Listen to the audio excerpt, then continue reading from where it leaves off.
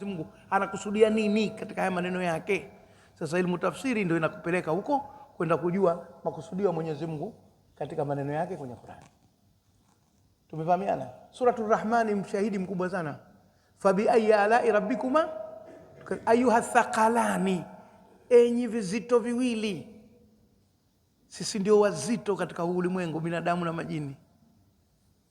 Kwa hivyo anasema na sisi tupate kufahamu makusudio yake Mwenyezi Mungu ni kitu gani. Sasa elimu tafsiri inakusaidia kuyafafanua hayo yakaweza kufahamika. Biqadri taqati albashariyah, kwa kadiri ya uwezo wa binadamu au kwa kadiri ya kumudu kibinadamu. Ukitaka kutafsiri vizuri, taqa ni kumudu. Kumudu maana yake kuweza. Ndio ile wala tuhamilna mala taqata, wala usitubebeshe ambayo sisi hatuyamudu. Kwa kadiri ya kumudu kwa binadamu, binadamu anamudu, maana mengine hayamudu binadamu. Sasa Mwenyezi Mungu anasema na sisi kwa kadiri ya kumudu, na sisi tutafsiri kwa kadiri ya uwezo aliotupa. Tumefahamiana? Hiyo sasa ndio kadri. Na ndio maana unaweza kufika mahali ukaona mtu katafsiri pahala pengine pakamshinda, akasema hapa sijapamudu. Au akajitahidi akasema Allahu a'lam bi muradi, Mwenyezi Mungu anajua zaidi kakusudia nini. Mimi nimejitahidi tu mpaka hapa kwa kadiri ya uwezo wangu. Hakati shauri, kuna maeneo anaona hasa kama hapa mimi najaribu, lakini bado kuna eneo sio uhakika nalo. Na hii inatupa tahadhari kwamba katika kutafsiri Qur'ani tusiwe kama vile tuna confidence ya kupita kiasi. Tunajiamini kupita kiasi kwamba mimi ndo perfect, imetafsiri sawa sawa, hakuna kasoro, wengine hawajui. Biqadri taqati albashariyah, kwa kadiri ya kumudu kibinadamu. Mwanadamu anamudu hivi, basi kasema kadiri. Na ndio maana wanazuoni wengi mwisho sema wallahu a'lam, wallahu a'lam, kwa sababu anajua na yeye ana mapungufu yake katika kufahamu. Hiyo ndio nini? Ndio tafsiri hiyo katika mambo ya kitaalamu. Sasa anafafanua, fa kharaja ilmu alqiraati, basi kutokana na mnyambuliko huu wa maneno niliyosema nyuma, utambulisho huu wa ilmu ya tafsiri ni nini? Fa kharaja, basi imetoka ilmu alqiraati, ilmu ya qiraat, ya kusoma namna gani Qur'ani inasomwa, haingii katika ilmu tafsiri, inakaa pembeni na kwa ilmu alqiraati mbali. Manake bila guswa bila katika tafsiri, lakini tafsiri hai concentrate, hai focus, hailengi kuzungumzia Qur'ani inavyosomwa. Hizo Qur'ani imesomwa kwa lahaja 7. Ni wako wale usifikisha mpaka 10, lakini zile 3 hazikupewa nguvu sana. 7 ndo zimepewa nguvu.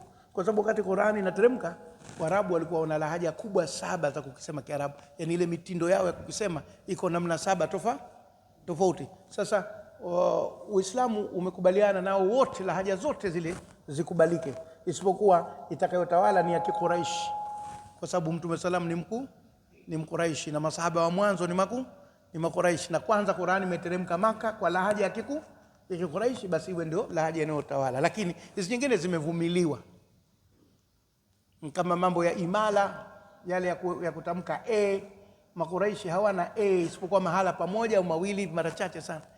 Lakini wale wengine wadduhi wallayli idha saji ma wadda'aka rabbuka wama qala wala al-akhiratu khairul laka min al-ula wala sawfa yu'tika rabbuka fatardi faawe, inakwenda namna hii.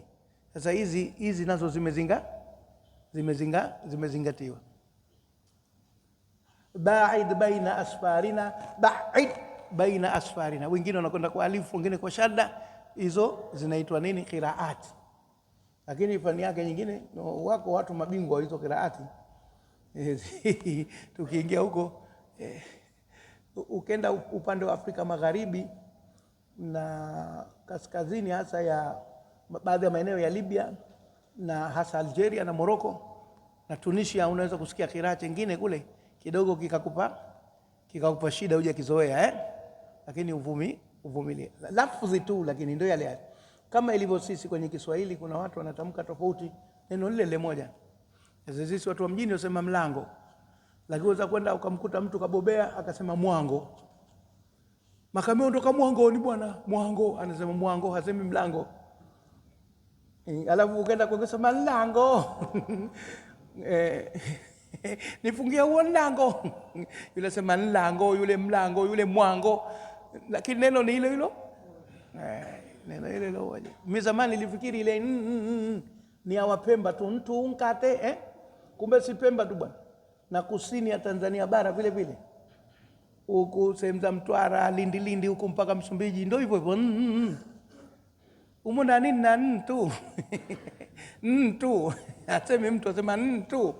Sasa hizo ni lahaja, nazo zimesababisha viraa namna gani Qur'ani na inasoma kwa upande wa lugha ya Kiarabu na mambo mengine yaliyosababisha hivyo. Kwa hivyo hiyo haiingii kwenye elimu tafsiri, hiyo ni elimu yake mbali kabisa.